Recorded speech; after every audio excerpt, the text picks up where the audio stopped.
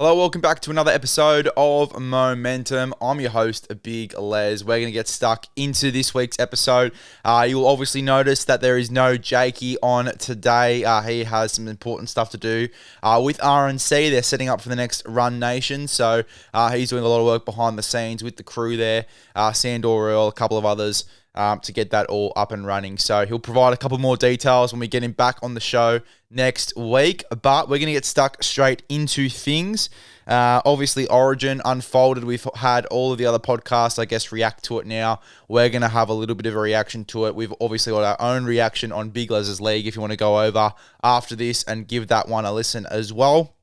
But we're just going to go into some of the details, I guess, the highs, the lows, changes that we'll make going into the next one, and then we'll kick off a little bit of a news breakdown as well of some of the news that we've seen break over the last couple of days, and then obviously into our round 13 review.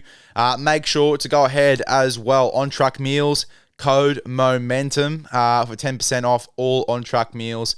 Make sure to get stuck into that, leveling up your nutrition, whether you're an athlete, whether you're just trying to eat better in your day-to-day life and get yourself fueled for the gym, get yourself fueled for day-to-day activities, whether you're a parent, whether you're, as I said, an athlete, whatever your line of work is, on-track meals is a massive, massive leg up in your nutrition game. 10% off with the code MOMENTUM, and then you can also you use that same code MOMENTUM for 10% off for Breathe Ease as well. We're talking recovery. Nutrition's one part of recovery, but another part of recovery is obviously the oxygen, your sleep, obviously getting in, that sleep. And, Breathe Ease is such a massive leg up for that, opening those nasal passages as well, getting that breath in. And then for your training as well, just gives you another level as well. Obviously, when you're recovering in between sets, it is just such a game changer. So Breathe Ease, 10% off with the code MOMENTUM. You're going to get the same discount with the code MOMENTUM for on-track meals as well. Two guys we're very happy to have codes for here at Momentum. Let's get started. Origin 1 review. Obviously, New South Wales get the late win. As I said, a lot of podcasts and pages, they've reacted to the game now, it being almost a week ago. So we're just going to go into it very briefly. I will start off with this. New South Wales definitely didn't deserve to win that game. Queensland were a lot better than what we were in this one. Sam Walker, had Queensland won the game, he probably gets man of the match in this one. He was absolutely outstanding. Munster, him and Sam Walker combined really well. And I guess the thing that I get really surprised with when we were previewing the game, and particularly myself, I was very of the opinion that this was going to be Callum Ponga's team, and Sam Walker and Cam Munster, they were going to get the ball to him, and they were going to play very similar to Newcastle. Sam Walker would play that Fletcher Sharp role. He sort of just goes at the back of shape and he creates opportunities as well, and that short kicking game, especially when Queensland do get momentum, is going to be deadly. And we sort of saw little bits and pieces of that. And I guess when you look at the way that they were playing, Ponga was probably going to be like, look, I'm going to go to these certain positions on the field, just get me the ball. But this was Sam Walker's team. This was Sam Walker's team, in my opinion. I think especially when Ponga did go off, you could definitely see, even for little bits and stages there, even though New South Wales were getting a bit of a roll on, they were scoring points and chasing the game. This was Sam Walker's team, even with Callum Ponga on the field. A couple of those right side shifts as well. You could definitely see that Sam Walker was the little general there. And I really liked how Queensland played. I don't think they need to make too many changes at all, if any. The way that they played, their rotation, I thought it was almost perfect, the way that they played in this game. I think, with Flegler, we pretty much called how he was sort of going to be used in this one, play the opening 20 minutes, and then they get those other guys onto the field. Your Carrigans and Tino's obviously played big minutes in this game, played 44 minutes.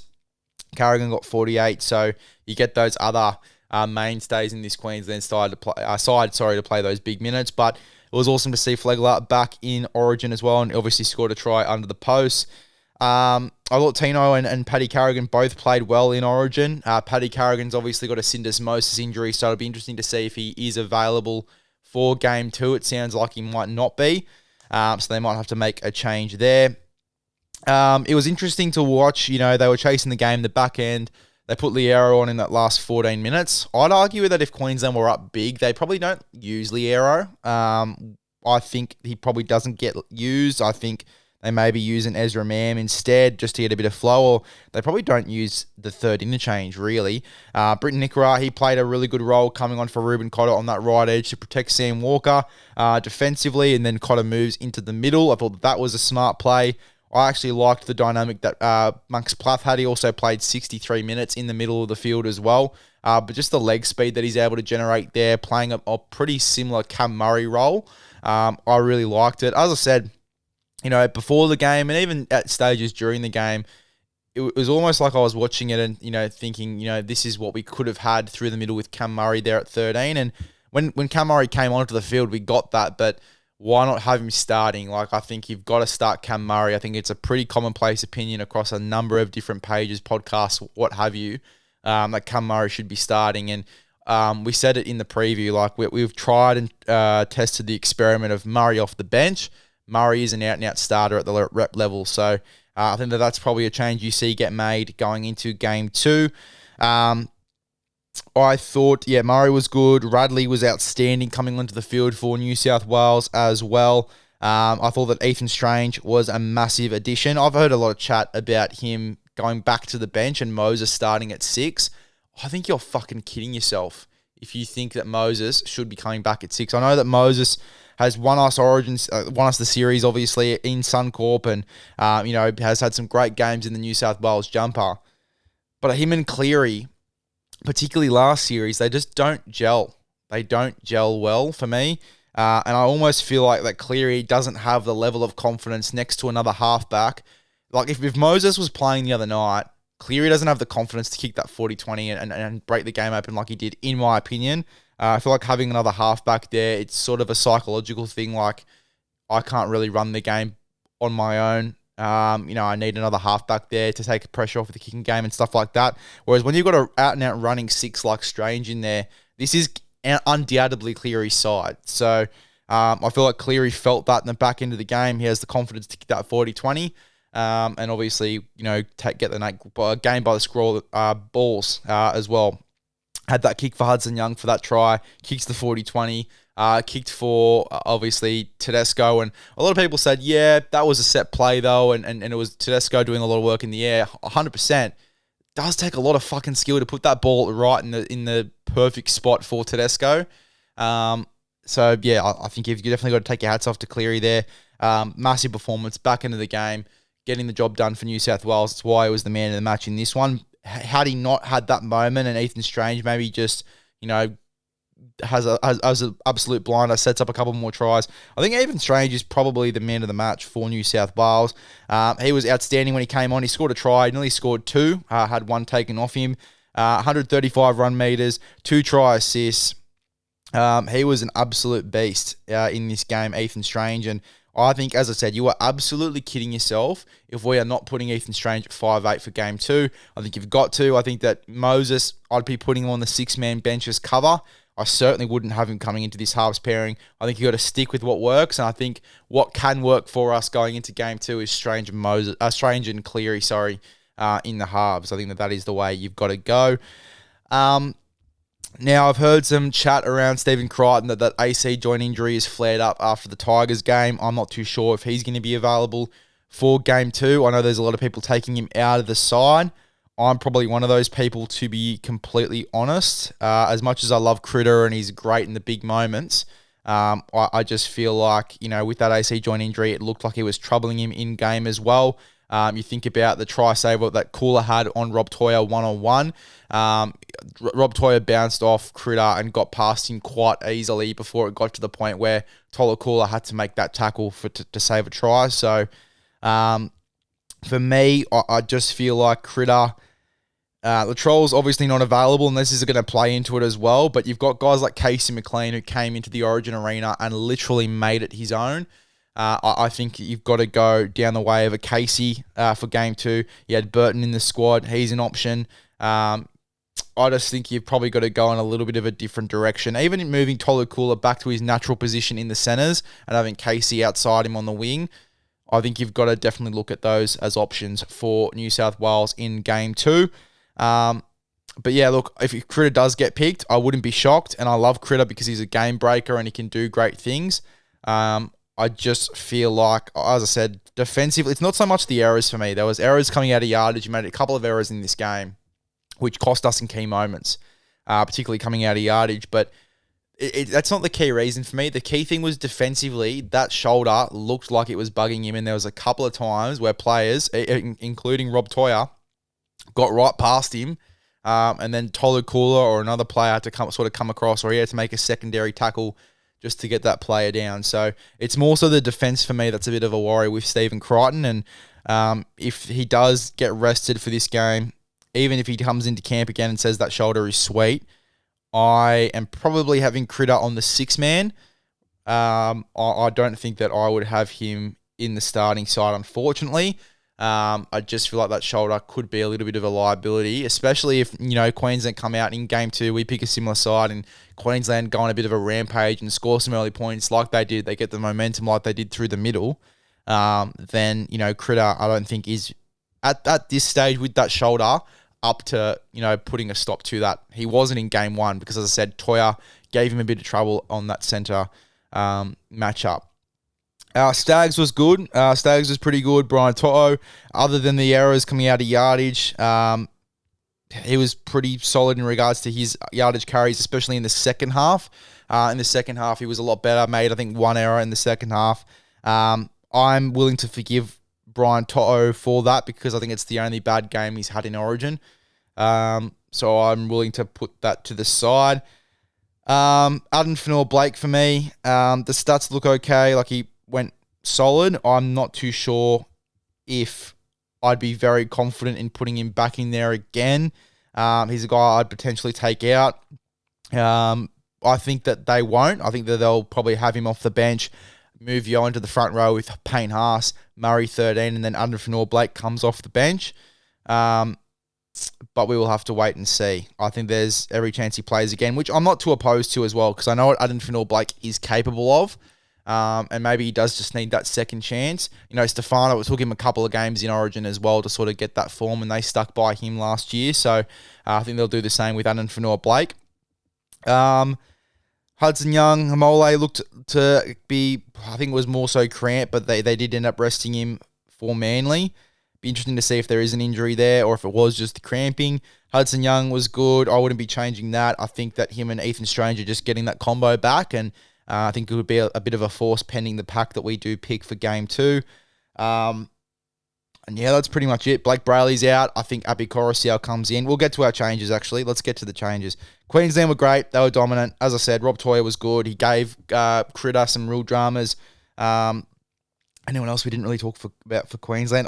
Kurt Capewell was phenomenal. He was unreal, especially his kick chase and just starting off those defensive sets for Queensland really well. Cobbo was good.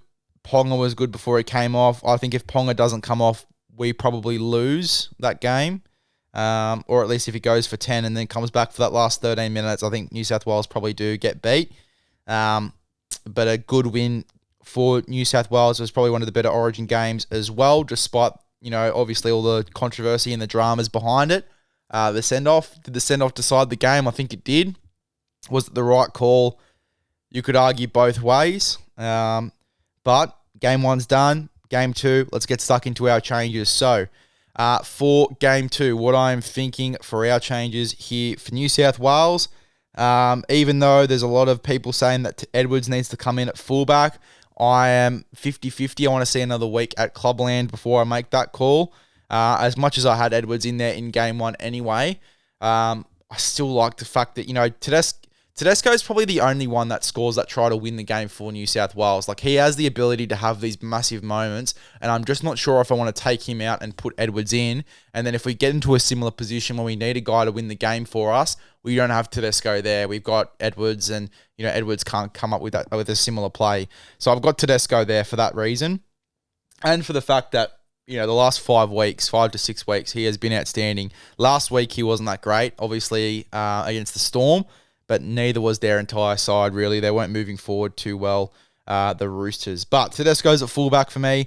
Latrell is obviously out, so I would have Tolu Kula most likely moving into left centre.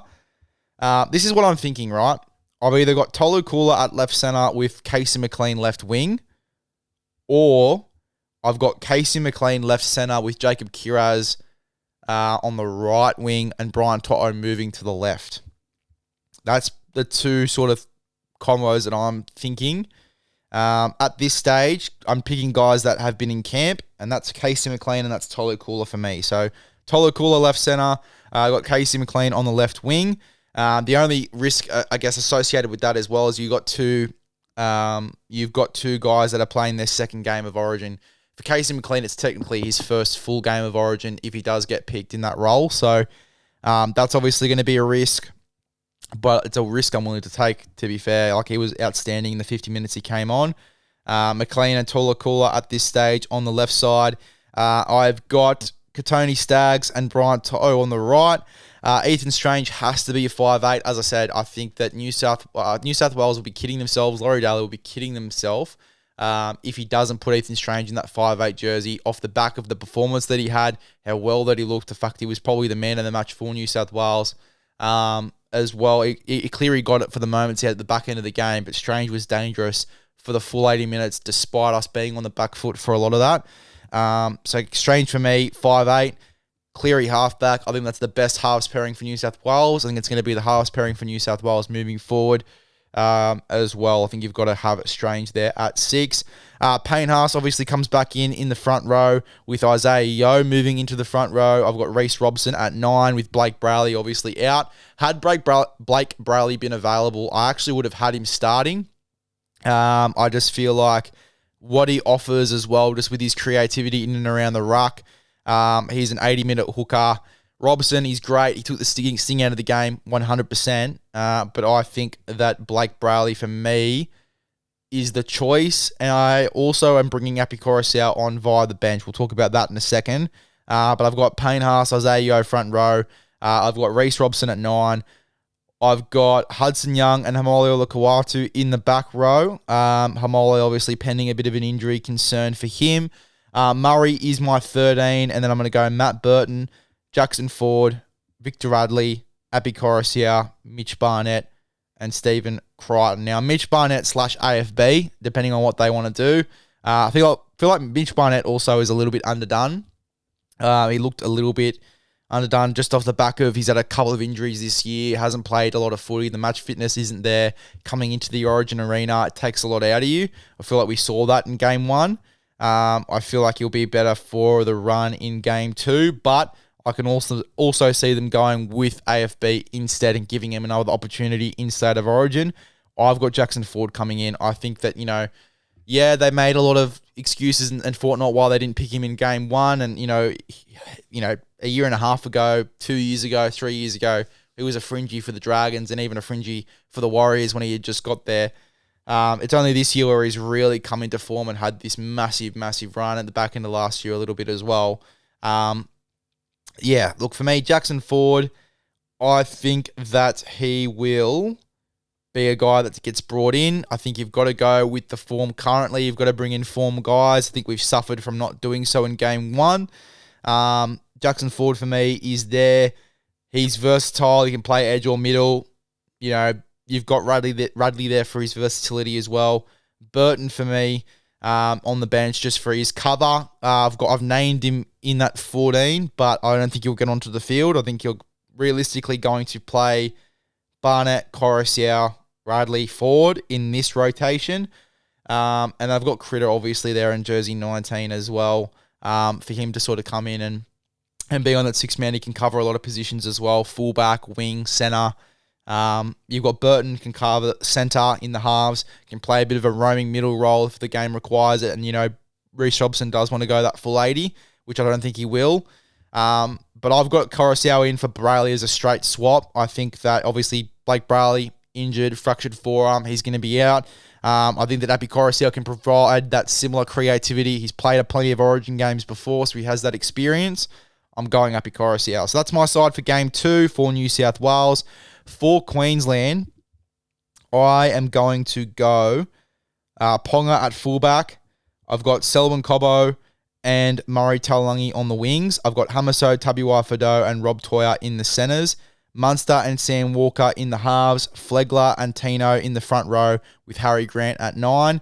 Capewell and Cotter in the back row, plus 13. And then I've got Walsh, Carrigan, Nikora, and Lindsay Collins on the bench with Liero and Chester, finishing off that 6-man bench.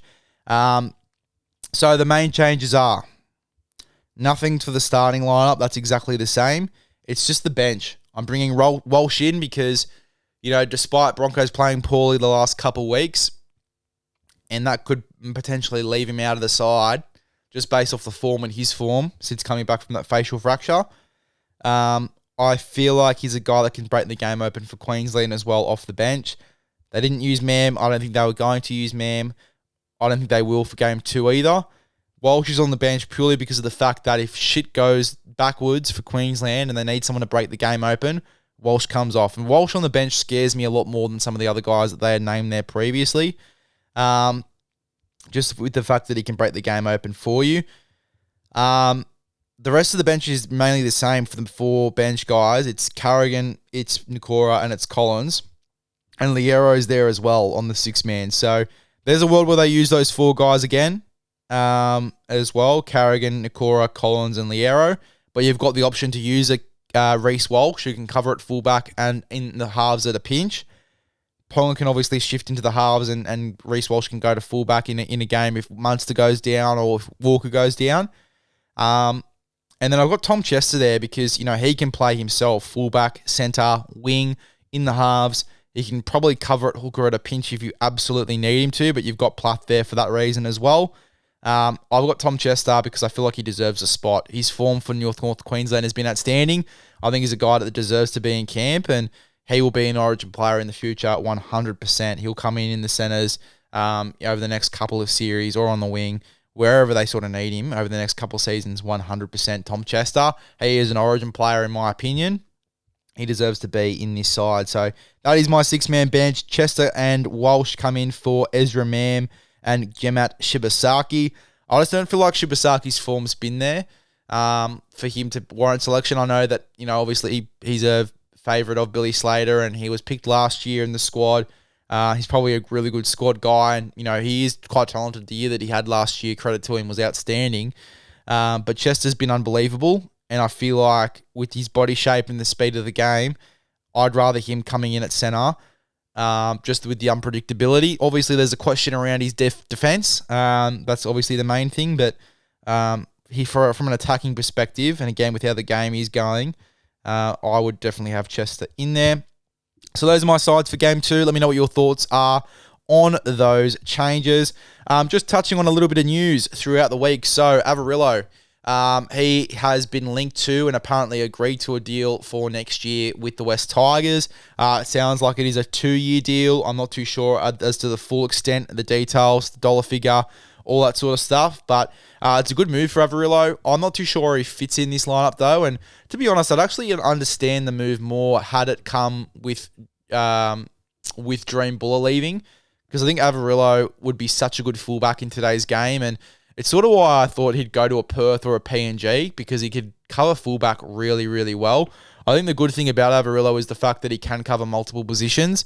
And I think that the big thing as to why they've gone hard for a guy like Averillo is because they missed out on Watson as well. I think they are looking for that out-and-out 14 to come off the bench. They've tried to do it with Latu Finu.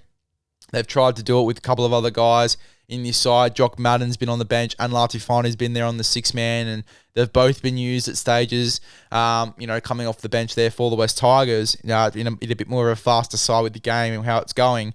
But they haven't really had that out-and-out 14 that can cover pretty much everywhere.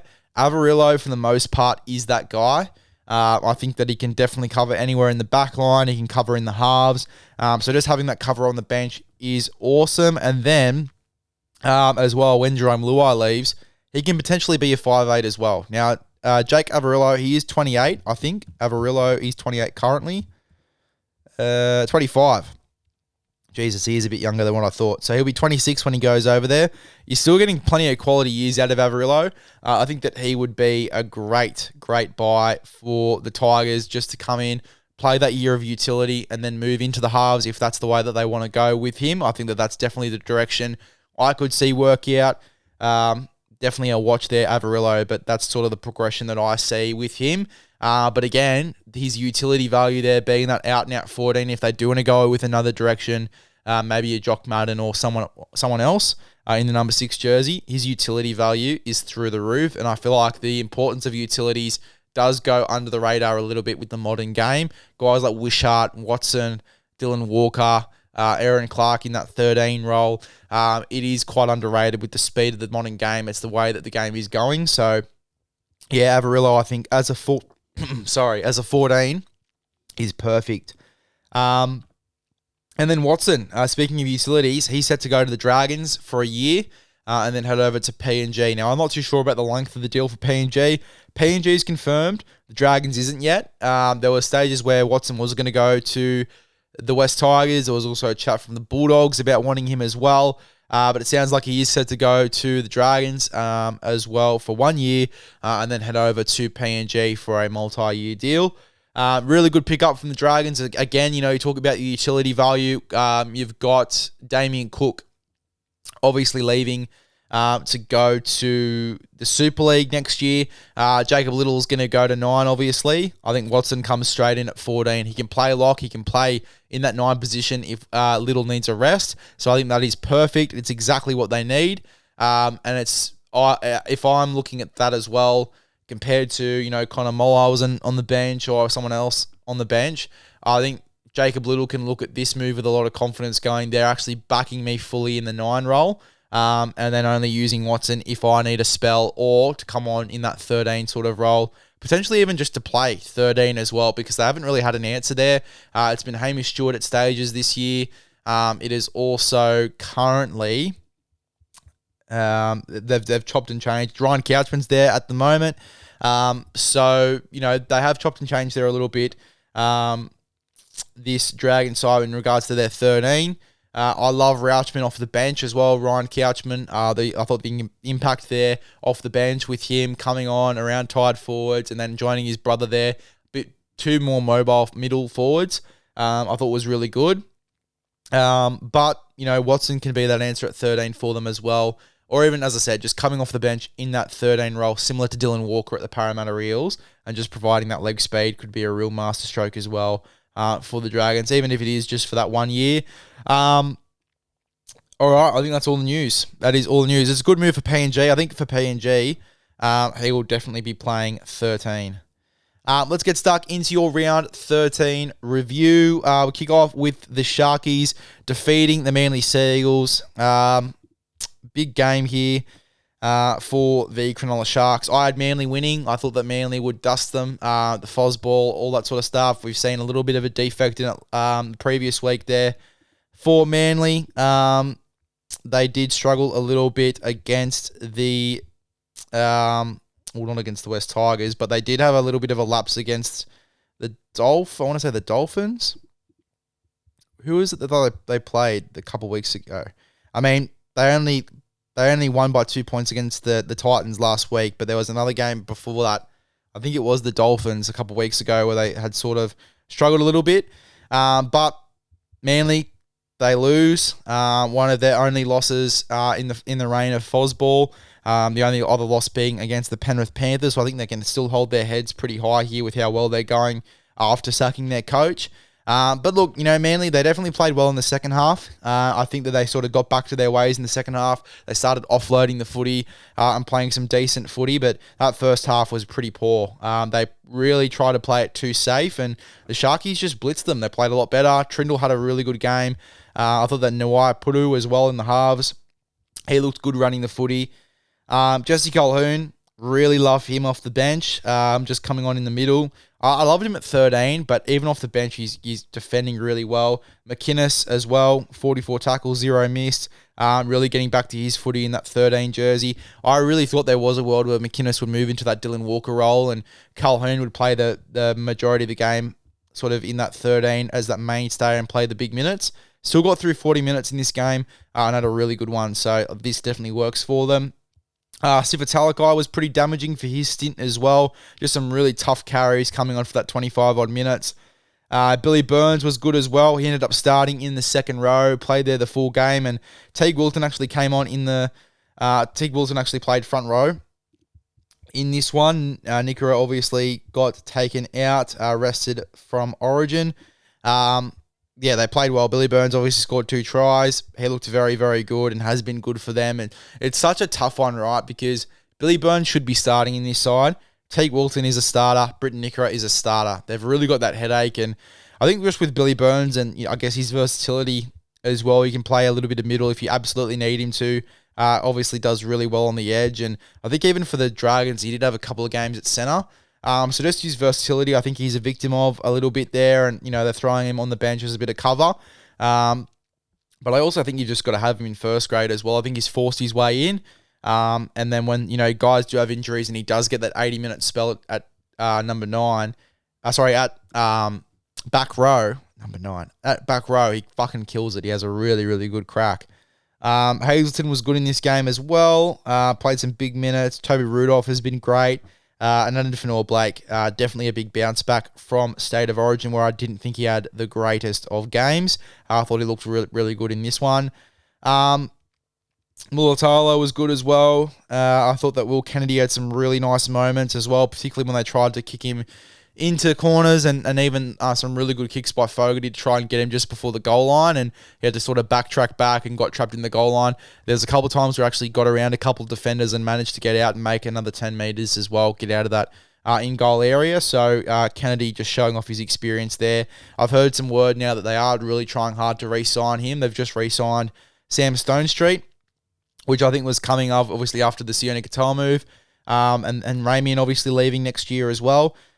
They've freed up that money for Stonestreet. I think they've freed up that money now to really go hard and secure Will Kennedy for the next couple seasons as well, which is so good to see, because there was a real chance for me that he was leaving, and it looked like it was almost certain that he was going to exit the club. Manly, as I said, second half a lot better. I thought that Fogarty's kicking game in the second half was massive. Obviously had 2 try assists, so did Brooksy. Clayton Failolo was super damaging out the back. I think it's going to be a real tough conversation as well in regards to when Tom Trbojevic is back next week or the week after. What do you do? I think Clayton has been playing good enough where if they want to put Tommy Turbo in the centres, I think there's a world where Clayton Failolo does keep his spot at fullback. You've obviously got Tolu Kula to come back into this side as well. And that'll be an interesting conversation as well. Who drops out? Is it going to be Jason Saab? I've heard a lot of chat it is. Tommy Turbo going to right centre. You have Ruben Garrett moving out to the wing. And then your left side will be Lehigh and Tolu Kula with Clayton at fullback. He's probably their best side, which sucks for Jason Saab because he's just started to get back to some decent footy and his defence has improved. A couple of errors, obviously, but I think that comes with a real attacking superstar that goes after the game in Saab. But yeah, that's been the conversation of late, and I think that's probably the way that they need to go, because I think you've got to keep Clayton in this side. Paseka's really found himself. We've talked about him over the last couple of weeks. He's been really good. Ben Trbojevic has had a decent season. That's probably it for that one. We're going to fly through these games. Knights and the Eels. 28-22. It's good that we've seen some closer games as well. Just talking about some performances. I thought that they were pretty unlucky to lose Sandon Smith just after half time. They then put Fletcher Sharp back to 5'8", and they played some decent footy as well. I thought that Fletcher Sharp looked good once he moved to 5'8", but I think he still could have got a lot more ball while he was in the centres. Had 2 try assists in this game. He ended up having a really good game. So did Sandon Smith before he came off, actually. I thought that he looked really good. Dill Brown's playing well. Love the style of footy that they're playing with. Ponga had a really good backup after Origin.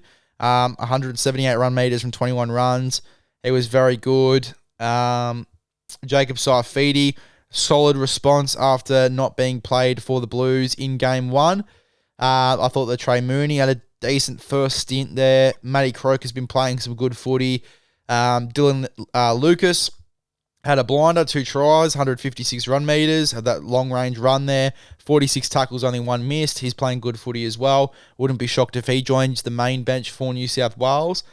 Harrison Graham, I think you've got to seriously look at him as the future hooker, out-and-out hooker of this side, and you can move Crossland into more of a utility role. Crossland played the full 80 minutes in this game, most of it at 9, and then a little bit of it, obviously, at lock.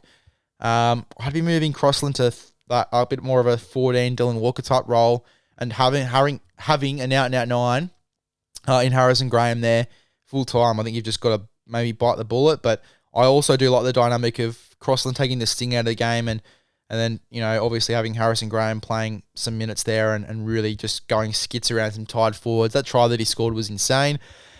This is probably one of the better games I've seen Parramatta play this year, just in one of the games that they've lost more so.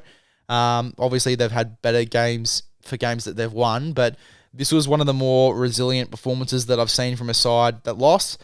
21 runs, 160 run meters there for Isaiah Yongi. He made a huge difference taking the ball back after kicks, forward kick defusals.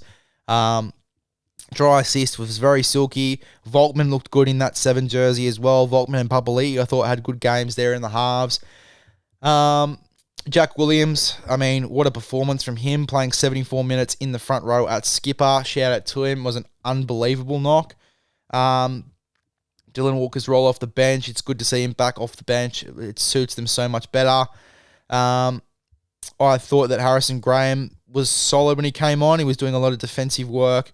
Tuivasa as well. He had a really good game off the bench as well, coming back into the side. Addo Carr and Brian Kelly were good out of yardage. Semrani had a blinder. So yeah, it was a tough pill to swallow losing this game for Parramatta because they were very strong and it was almost an upset. We had a couple of upsets over the weekend, but the Newcastle Knights, too much class getting it done. I'd say Newcastle right now are probably the 3rd or 4th best team in the comp right now. I think that Penrith are in their own league. Then the Warriors are in their own league at second. I think there's a bit of daylight between them and the next best, which is probably the Newcastle Knights, in my opinion, just with how they win in those tight games. West Tigers at 22-16 over the Bulldogs. Bulldogs, it's probably one of the more tough ones to watch, particularly with the fact that they completed really well. It's just that the quality of attack probably wasn't good enough to beat this Tigers side who defensively really rocked up on the day. Nothing they tried really worked. I think Burton obviously came in with the similar mindset to last week, just to run the footy and opportunities will present themselves off the back of that. It didn't really happen that way, but I thought he still had a pretty solid game in a loss. I thought Bronson Sherry still looked dangerous at stages. I thought that NRO Chihuahua played really well on the wing. Thought Critter had a solid game, but you could tell that shoulder was obviously hurting him, and he had to get moved to fullback with Kiraz getting taken off in the last couple of minutes there as well, and they sort of targeted him a little bit, knowing that shoulder was a little bit of an issue. I thought that current try was a try. Obviously, the bump on the kick for Jerome Luai, letter of the law, there's contact with the kicker. Sure, it's a penalty, but it's a charge down, and Jerome Luai didn't look affected from that as well. And with how we're judging the game from the other side of the park, when, there's head knocks and more serious injuries, and we're looking at, is the player seriously injured? Did they get up straight after the tackle? And we're monitoring the game in that sort of sense and making decisions that way. Why are we not then making decisions the same way off this? We've had guys going after kickers and then the kickers getting injured or, going down and staying down for a little bit, and we've blown penalties for that, which is fair enough. But Jerome Luai was not affected by it. He landed on both feet. He turned around and he ran straight after Curran because Curran was obviously running for that try line. So for me, it probably wasn't a penalty. I think that was probably a try. And I think even Benji Marshall, said in the press conference that try was a try as well. So pretty interesting to see it go the other way. I am still a big fan of Bailey Hayward coming off the bench at 14 with Mann at 9. And that is the best rotation for them. They've got to stick with it the next couple of weeks. Max King was good. Really good. Leo Thompson, big defensive performance from him, but they just really struggled in regards to what the Tigers were throwing down, the Tigers offloads, and I think they just killed them in and around the ruck. Unfortunately, there was a bit more fatigue in the game in the later stages, and that's what I want to talk about with the Tigers, like Terrell May. He was outstanding. Really good game from him, 4 offloads, 51 tackles, 0 missed, and 167 run meters with 64 post-contact. He is arguably one of the better front rowers in the competition at this stage in regards to his form the last couple of weeks in particular. I said it on my podcast. I think he's going to be super unlucky not to make State of Origin because of the politics around it and the stream and what he said on the stream. But I think at the end of the day, you've just got to bite the bullet and stick with him and pick him because what he can do on the football field, even if, like we're going to say that he doesn't bring that aggression into State of Origin, and that's been my argument the past couple of times they haven't picked him. But the more I see him play, I just think, like, why not try it and see? Like, let's put him in the arena, see if he brings the aggression, and if he doesn't, then you can, not play him moving forward. And at least then we have, especially fans that want to see him in that arena know, okay, he's played in that arena before. He hasn't really brought that aggression. So that's why he's not being picked in future series where I guess not picking him, we're just not going to know. Like, he could come in and absolutely kill it for New South Wales and, and he and Payne Haas go skits through the middle there. Like, why not try it? Why not see how it goes? Like, that's my sort of argument there at this stage. Api Koroisau, for me, was outstanding in and around the ruck, just creating havoc there with his ball playing and ruck recognition. Again, I think he'll be the guy that replaces Blake Brayley on the bench. I think they will go for that two-hooker punch rotation. Luai was good in this game as well. Thought that he had a really strong game attacking this side. Tino Tavana was good in the air. Really dangerous. And I love, even though he has a couple of errors in his game, like he made plenty of errors in this one, he's just not afraid to sort of go back and try it again or really just keep going at you even if it's going to result in a couple of errors. He's just got a lot of confidence about him and swagger, which I like. Skelton was a beast out of yardage. Buller was outstanding. Taruva was great, played both sides of the field. And I thought that not only did Jerome Luai have that massive tackle that saved them the game, but just before that as well, Staffatoa pretty much won them the game with a tackle in that same set. So really good defense from the West Tigers over the Dogs. Storm Roosters, 18-4. Pretty simple for me. The Roosters didn't turn up, really. They had a couple of really poor errors in this game. The Storm probably should have won by more. But I think that speaks to the Roosters' defense. And their scramble D is still pretty good. But yeah, like Sam Walker had a really off night. James Tedesco had a pretty off night as well. I thought that Nafau White still played quite well, but didn't seem to have the same ascendancy. I think Melbourne just really brought it. Radley was good for the time that he was on. I thought the forwards did okay. It was more so just their their backs and their halves making a couple of errors. A couple of balls from DCE went to deck. Sam Walker made 5 errors and 3 handling errors there. You had Rob Toya, who didn't look at his absolute best either. I thought as well he copped a bit of a knock and they sort of let it go and they played out the full set and he had to get back in the defensive line and we didn't really talk about it after that as well. He didn't go off the field.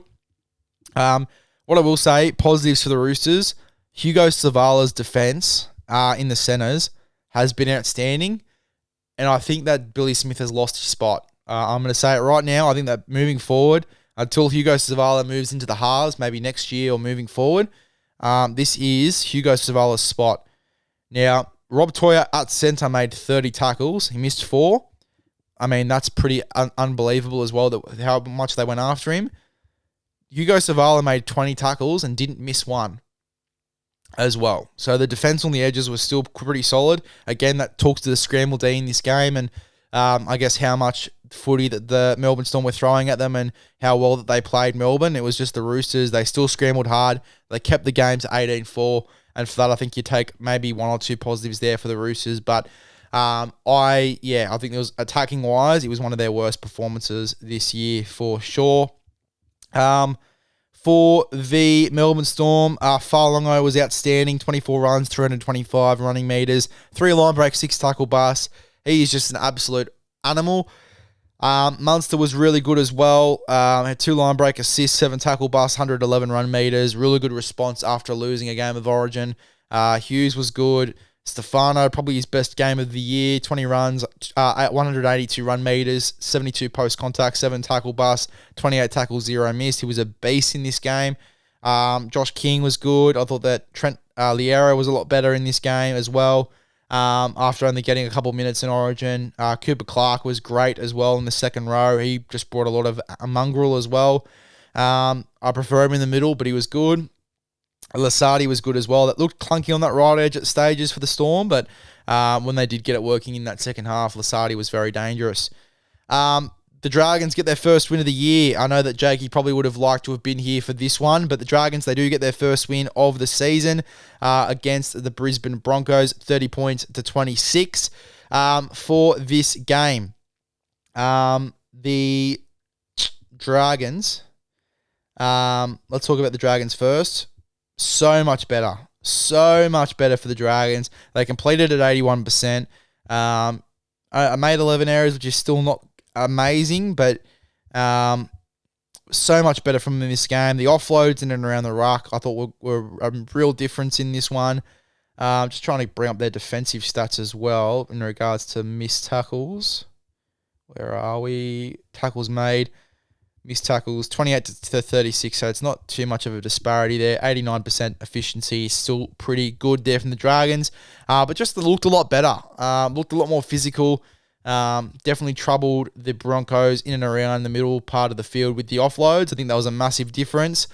We said it against the Rabbitohs for the Dragons. Like, there were stages in that first half where Toby Couchman was getting offloads to Cookie, and then Cookie was just tearing them to shreds through the middle of the field. We saw that in this game. Cookie running the ball. Cookie offloads, tearing the Broncos to shreds through the middle of the field. Ryan Couchman, Toby Couchman, unbelievable performances. Toby, for me, was an absolute standout. 20 runs, 215 run meters, 2 tackle bust, 35 tackles there as well. He played 66 minutes. Ryan Couchman, 69 minutes, 14 runs, 136 run meters there. He had 4 tackle busts, 41 tackles, 0 missed. These guys are just built different. They're built different. They're going to be future Origin players. Unbelievable performances from both of these guys, playing huge minutes through the middle. Loco was a beast. As I said, Cookie was dangerous through the middle of the field. The attack was so much better. They were completing sets better as well. Just finishing their sets off with better choices on last. Flanagan and Atkinson.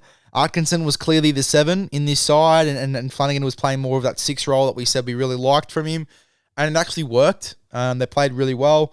Valentine Holmes, easily his best game of the season. 2 tries, 158 run meters, 3 tackle busts, 15 tackles. The defense is still a concern, but I'm happy that he attacked the game a lot better, and actually we saw a much more free-flowing Valentine Holmes. Also saw the same thing from Gutho. I thought that it's the best that he's looked as well, just running the ball, a lot more free-flowing. Really good stuff from Clint Gutherson. Rauchman, we talked about B-Law and Josh Kerr, probably Josh Kerr's best game that I've seen from him this season as well.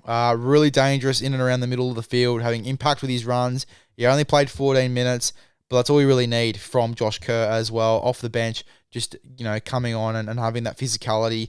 B-Law was good as well with his aggression in defense, and you could tell the Dragons are playing good where they did not even look at playing Luciano Leilua, because Tyrell Sloan, he came on the last 15 minutes at fullback, and because Gutho had to come off the field with a calf strain, but yeah, that was the last 14 minutes. Like, it's not like they're going to bring on Luciano Leilua for the last 10 minutes. They probably weren't planning to use Luciano in this game, so it goes to show how good the edges looked. Egan was good.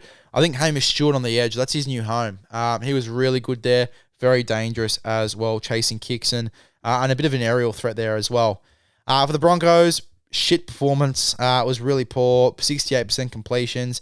I think a positive you can take is that they were still able to score some late points, but they all came after the first half, 50, 68, 73rd, and 79th minute. So they were trying to chase the game a bit too late.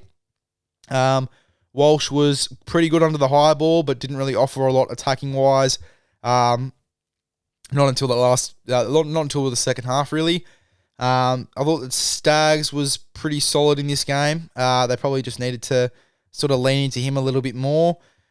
I thought that the kicking game in this one was pretty poor for the most part there from Renault, and they lacked a little bit of cohesion there. There's a couple of errors. I thought the standouts were easily Payne Haas and Xavier Willison, who will probably be the front rowers next week, or at least Willison will take the 13 jersey because Carrigan's out. But even before the injury, like Carrigan played 42 minutes and he had 4 runs for 34 metres. Shows a little bit of a lack of confidence. I think he only got that injury just before he'd come off the field, or at least maybe played with that injury for about 10 minutes. Semu was really good when he came on, and I thought that Gajewski as well offered a lot defensively when he came onto the field as well. But yeah, just a pretty lackluster performance from the Broncos. They didn't offer a lot in attack.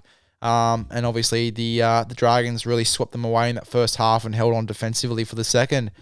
Raiders and Cowboys, 26-12, the final scoreline in this one for the Canberra Raiders. In regards to performances in this one, Kyle Weeks was outstanding.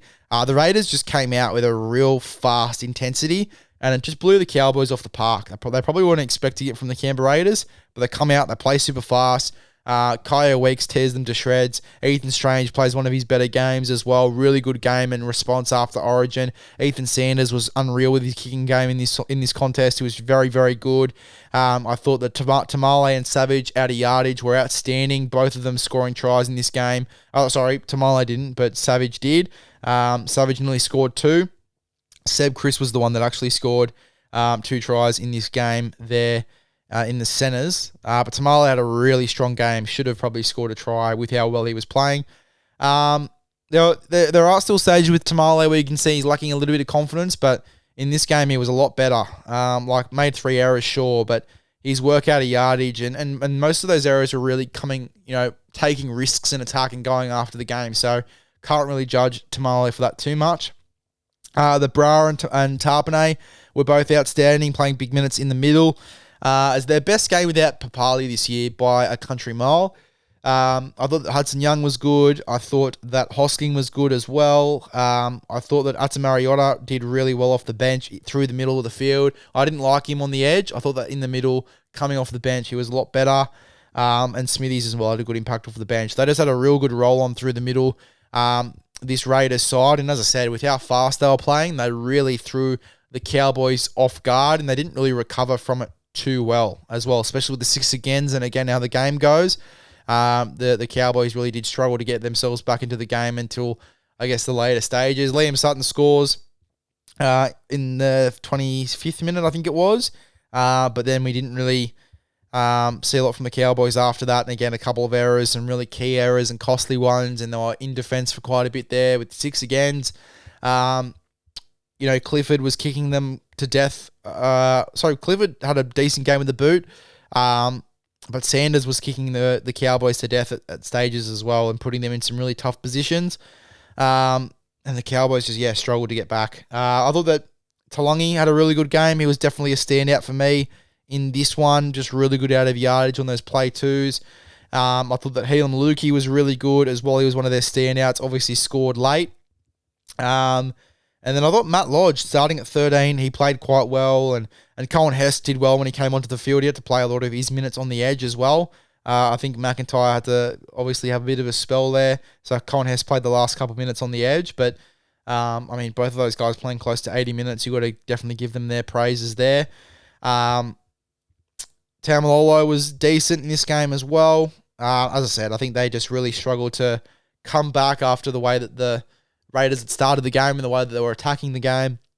The Cowboys did struggle. I thought Chester, it was probably one of his more tougher games. A couple of errors there from him and just not looking at his attacking best. I think the big concern, though, for me is Purdue. The last couple of weeks defensively, he has really struggled. He's made a couple of errors. His attack hasn't been as good. I think there is every opportunity, or not every opportunity, but I think there is a slight chance, especially with the fact that he's probably going to be playing fullback for the next year, that they just send him back to Queensland Cup. They get an out-and-out defensive centre in there, because it's not like they're just taking a risk on one centre, playing out of position with Jackson Purdue there, who is naturally a half. Chester is naturally a fullback, and they've put him into the centres as well. And they're already having a few defensive concerns, but Chester, he makes up for that with his attack in the way that he goes after the game. And a lot of his defensive misses are actually more so him flying out of the line and trying to make a moment. Whereas Purdue, it's just out-and-out misreads and really struggling to, with the cues defensively on that side of the field. So I think that Purdue, there's a chance he gets dropped. I think there is a chance that they bring in a Viliami Vailea or they move Leibutt into centre when Braden Burns comes back into this side. But I think Purdue might be victim to the fact that, he isn't playing as well in attack. They've got Chester there. I think that Purdue, they might send him back to Queensland Cup. They might get some reps in him at fullback and get him ready for next year, which is probably what I would see happening over the next couple of weeks if we see similar games from him. McKaylee was pretty good in this game as well. He has been outstanding the last couple of weeks. Let's get into the last game, which was probably the game of the round. In this one, it was the Panthers getting the job done over the New Zealand Warriors. Let's get stuck into some performances for the Penrith Panthers. Really enjoyed this game from Dylan Edwards. Obviously with Tedesco, a lot of chat around him coming out of the blue side. A lot of chat that Edwards comes in, even though New South Wales won. But you got to remember, we were dominated for 60 minutes there. We were dominated for about 60 minutes. So I think that it is all but fair that Edwards is definitely considered. Even though that we were, talking about the speed of the game, how it would suit Tedesco. Origin was reffed very differently. There were stages where the 6 agains were quite common. But for the most part, it was that really slow arm wrestle grind, a little bits of fast attack for sure, but there weren't as many 6 agains as Clubland, that's for sure. Maybe you do bring in Dylan Edwards, but my argument against that is, does Dylan Edwards have that game-winning try that Tedesco did? Does Dylan Edwards have that game-breaking value that Tedesco has? I would argue he probably doesn't. What else here? Kogo played well, kicked well. I thought that Blaze Talangi was definitely the main playmaker in this side. He was having a lot of say in attack, which was really good to see. I thought that Isaac Tungo defensively had some massive moments, put a big shot on Chanel Aristevita as well, and you could see Chanel was trying to find him and hunt him down and go after him after it as well, which was cool. Alamotti and Tom Jenkins were really good. Alamotti was almost like Brian Toto 2.0, just with his physicality, the size and shape of him, and how he's running the ball back, and the tries as well. He was outstanding. They obviously brought Casey McLean back in, which I was thinking, oh, geez, that's a huge call after he just came in and played the back end of Origin. Scored 2 tries in the first half. Looked unbelievable in the air. Very, very dangerous. I thought Billy Scott was good and came on as well. It was really good to see him make his debut there at 9. I thought that, bit of indigestion. I thought that Leota was good. I thought that Liam Henry was good. Penrith, the back end of the game, they just really, really hammered it home well. Physicality. The Warriors had 1 or 2 minuscule errors, and Penrith just sort of started to put the strangle arm on, get into their own end quite a bit, and the Warriors did struggle with a little bit with fatigue in this game as well, which they haven't really done against other sides. But again, it just shows how much far ahead Penrith are to other teams. But in saying that, it was a 2-point game. The Warriors fought home strong. I thought Fisher Harris, Ford, and Aaron Clark were outstanding. Although Tanner Stowers-Smith was unbelievable off the bench as well. And they stuck with this Penrith Panthers side. There were stages where the Warriors were beating them through the middle and forcing errors out of Penrith you don't normally see as well. So even though both completion rates were pretty high, 92% for Penrith and 89% for the New Zealand Warriors. I don't think there's a lot separating these teams, and both sides were taking little digs at each other and putting each other in really uncomfortable spots throughout this game, which was really cool to see. Tamani Martin, outstanding, and Chanel Aristevita defensively was phenomenal, and both of these guys kicked really well in this game. Wade Egan was really crafty out of the 9. Lofi Khan Pereira is just playing with an ounce of confidence, and particularly to play that sort of way against the Penrith Panthers, goes to show how much confidence he has playing in this Warriors team. Obviously scored a try in this game. Dullen's defense as well was much better. He's getting more confidence with the better games that he's playing. He struggled with confidence at the start of the year with a couple of poor games, and defensively wasn't that great. Cause for him to be dropped at the back end of last year, and he's turned that around really well. I thought it was a really good game from the Warriors, really good game from the Panthers. It was the game of the round 100%. Both sides were taking advantage of each other at different stages. It was a really good game to finish off the week for sure. Let's get stuck into our round 14 tips, brought to you by our good friends at BearBet. Make sure if you are going to have a punt, you do so with Bear Bet during this betting season. But make sure, if you are going to have a punt, you make sure you do it responsibly for free and confidential support. Call 1-800-858-858 or visit gamblinghelpline.org.au. Let's get stuck into the footy for round 14. We kick off with the Manly Seagulls against the South Sydney Rabbitohs. I am going to go with, without seeing team list, I'm going to go with the... Oh, it's a tough one. Give me the Rabbitohs. Storm and Knights, I'm going to go with the Melbourne Storm. Pending all their Origin guys are in. I think they will be. Raiders, Roosters, I'm going to go the Roosters for a bounce back after a really poor performance last week. Cowboys and Dolphins, I am going to go with the... Oh, where are we going to go in this one? I am going to go with... Let's go the Dolphins. Broncos, Titans, I'm going to go the Broncos for a bounce back. Tigers and Panthers, I'm going to go Panthers. Sharks and Dragons, unfortunately, I'm going to go with the Dragons. I'm not sure if the Dragons... I'm going to go with the Sharks. I'm not sure if the Dragons can back this up. And it depends. I don't think Hines is going to be back, but they still played really well. Oh, you know what? If Hines is out... Let's go the Dragons. Fuck it. I'm going the Dragons. I'm going to go to the Dragons against the Sharks. And then the Bulldogs taking on the Parramatta Eels. I'm going to go the Dogs to get a win as well. So those are my tips for round 14. Make sure if you're going to have a punt, as I said, you do it responsibly. Do it with Bear Bet, but do it responsibly. Make sure to use the momentum code on Track Meals and Breathies for 10% off both of those. Explain the benefits of both at the start of the episode. Fueling your recovery, fueling your fitness goals as well. We will see you guys in the next one.